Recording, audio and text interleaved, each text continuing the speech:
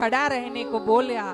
ब्रह्मा जी ने कहा रुक जाओ भाई, मुझे एक बात बताओ, आप कहां से नीचे आ रहे हो और ये स्तंभ का ऊपर का भाग अभी कितना ऊपर है मुझे बताओ। हाँ तो महाराज यहाँ पे जब ब्रह्मा जी ने केतकी के पुष्प को बताया है कि ऊपर का भाग कितना ऊपर है, तब केतकी के पुष्प ने बताया है कि देखिए मैं तो युगों युगों से ऊपर से नीचे गिर रहा हूं। क्या कहा है? मैं तो युगों युगों से ऊपर से नीचे तक गिर रहा हूं। क्यों? उस समय शिव जी ने हास्य किया था कि जो ये ब्रह्मा और विष्णु विवाद कर रहे थे उसे देखकर शिव जी ने ऐसे हास्य किया, तो उनके सर से ये केतकी का पुष्प अपने आप नीचे गिरा और गिरता गया गिरता गया गिरता गया, युगों युगों से गिर रहा है, लेकिन उसने अभी तक नीचे का छोर देखा नहीं है। केतकी के पुष्प ने ऐसा कहा, तब ब्रह्मा जी ने ये बात बताई। क्या?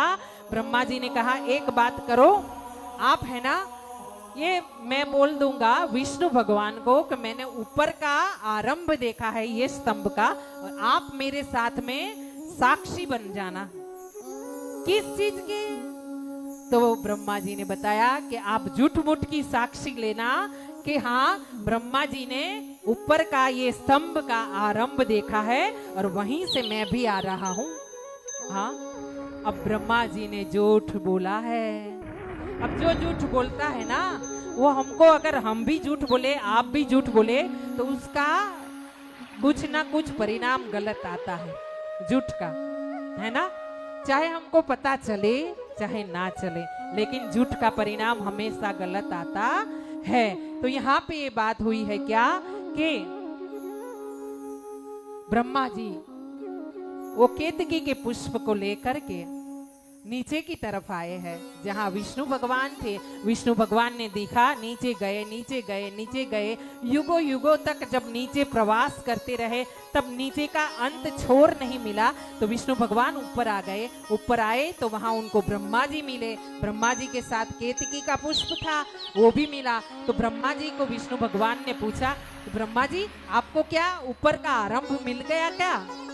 हाँ तो ब्रह्मा जी ने कहा हाँ मुझे ऊपर का आरंभ मिल गया है। उसी समय केतकी के पुष्प को बोला गया, बताओ मैं ऊपर जाकर के आया हूं ना जहां से आरंभ हो रहा है। केतकी के पुष्प ने कहा हाँ हाँ आरंभ जहां से होता है ना वहां तक ब्रह्मा जी आए हैं। तो इस प्रकार ब्रह्मा जी ने जैसे ही झूठ बोला, विष्णु भगवान ने उनके प्रणाम किया, बोला आप हमसे बड़े हैं, आप हमसे बड़े हो, आपको प्रणाम करते हैं। मैंने छोर नहीं देखा, अंत नहीं देखा, इसलिए मैं आपके सामने हार गया हूँ। मैं अपनी हार कबूल करता हूँ और आपको प्रणाम करता हूँ। जिस प्रकार ब्रह्मा जी ने झूठ बोला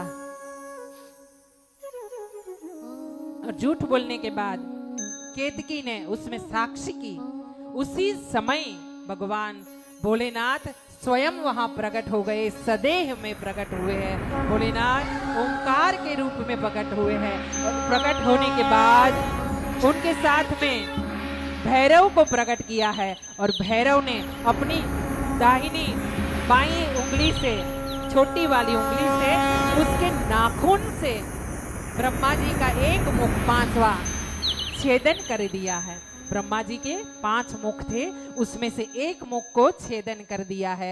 और इस प्रकार भैरव को ब्रह्म हत्या का पाप लगा है। भैरव को बोला गया है शिव जी की तरफ से, आप यात्रा करो और यात्रा करते करते जहां आपका पाप खत्म हो जाए ना उस जगह पे आप रुक जाना। और वो जगह कौन सी है? काशी। भैरव का ब्रह्म हत्या का पाप जहां पे भस्म हुआ, खत्म हुआ और भैरव शुद्ध हुए, वो जगह का नाम है काशी। जो हम लोग जाते हैं वहां दर्शन करने, काशी विश्वनाथ महादेव के, हाँ वो जगह पे आकर के भैरव का पाप खत्म हुआ। और इस करके यहाँ बताया गया है कि ये भैरव का स्थान वहां पे काशी में पहला है और जाकर के पहले उनके दर्शन करने होते हैं और उसके बाद बाबा भोलेनाथ के, काशी विश्वनाथ के दर्शन करते हैं।